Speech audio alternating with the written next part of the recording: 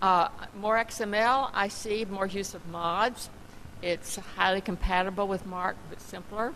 And I think that as I said, MARC XML for detailed cataloging, but there is some cataloging we're not doing as detailed, and you're probably not doing as detailed.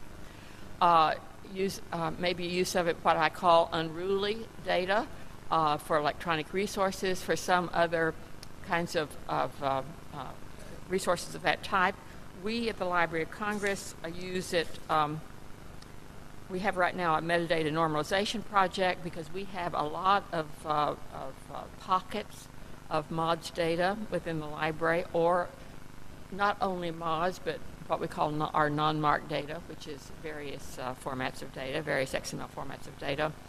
American memory records, sometimes they were derived from MARC records, but sometimes they were originally done as American memory records, and they're not up to a MARC standard, and they never will be. World Digital Library records that we have. The Performing Arts Encyclopedia, a lot of that came out of MARC, but not all of it. Library of Congress web archives. We do our web archiving. We do specific collections. We don't try to do the whole web, and so we have these smaller collections, and we try to do some cataloging of them. It has to be quick. I say quick and dirty, but I don't really mean that. Quick and careful, and so in our Library of Congress web archive, we use mods completely. We have a project to do to encode information about some big database of North Korean serials for a special group. We have many of these special groups or special subsets or special files that we need to do some cataloging for, and they're outside of the monographic and serial cataloging stream that gets MARC cataloging, and we see using more mods in that area.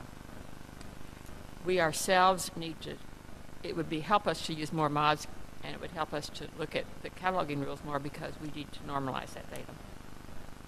I also see some use of METs. We are doing that a fair amount at the library. We use it could be a wrapper for the unbundled MARC XML or a wrapper for mods with some of the technical metadata. It would be needed, it's needed for additional technical and preservation metadata such as you have in Premise or in Mix, which is technical image metadata, TextMD, technical text metadata, the Alto files, things of that sort. And those are not descriptive metadata, and to try to push them, and bits and pieces of them have been pushed into the descriptive record, into the MARC record, simply, in some ways, wreck the MARC record, and so I think it would be better to keep those out. We're doing a fair amount of this, is one reason this occurs to me, of course, and because we, for our Performing Arts Encyclopedia, we use a METS record, and it bundles together maybe a MARC XML, a mods, or just a mods if there is no MARC XML, and then the premise and some of the preservation metadata. So I see that as a direction. We also we're exploring right now native XML database at Library of Congress. Last year we did about a 6-month test of it, and now we are in a procurement process. The test we did it with MARC-Logic, which is a proprietary but heavy-duty, very strong native XML database. We also used Exist, which is open source and not so heavy-duty, and it wouldn't do our files. So we are out for a procurement right now. We want to use that for what we call the XML data store, which will be for search and retrieval across all of our internal files, our huge MARC files, which are the big elephants within the Library of Congress, and all these others that are important, but they're not, but they're in various formats, if nothing else, and they're also, but they're nearly all in XML. They are all in XML. With the XML database, we will be using the EAD and MARC XML and mods primarily as our data formats, and we use a METS wrapper in that. We can wrap it up so we can put premise. We can put the preservation metadata if we need it. But XML has its challenges. I like both the hierarchies and the attributes, but there are people who don't like the hierarchies or the attributes of XML. The hierarchies, the RDF community is more of a flat community, and hierarchies you can get stuck in a hierarchy, and then you have your data element, and you have to try to relate it across into another hierarchy. So there can be some flaws of that, but it also can be very powerful if then your file behind it can use it. Attributes,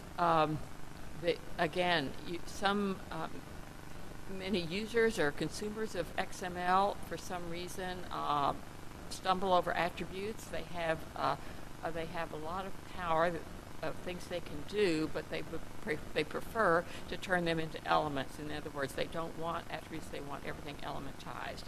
And I think attributes can be very useful, and we use them in MARC-XML certainly, and we use them in mods, and we see more use of attributes, and we'd like to see the databases able to use attributes.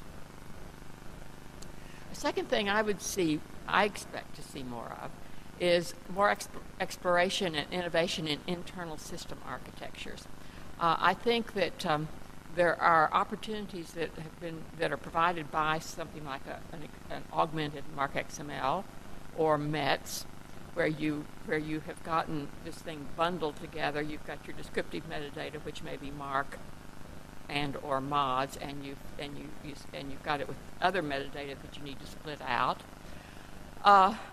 I think the RDA and the Ferber model experimentation, you already had experimentation going on before with that. I always claim Amicus at the Libraries and Archives Canada was an experiment in that direction, and certainly the Ferber-based version of VTLS is a well-known experiment with Ferber, using the Ferber.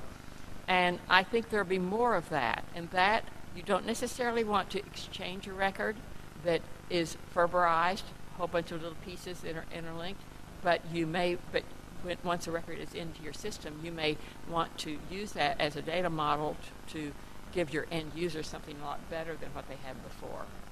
And then you have your semantic and RDF adventures, and we are engaging on some of those adventures ourselves. We don't know where that's going to lead us or where it's going to go, but that's sort of the fundamental basis of id.loc.gov, which we opened up just a few weeks ago.